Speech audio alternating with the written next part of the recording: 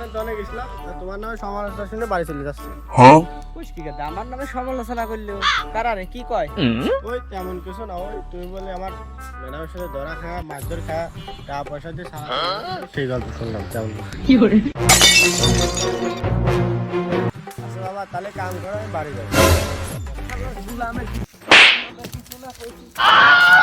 কি করে আমি পারি না আর পারি না। উঠ খেলা ধরে উঠ।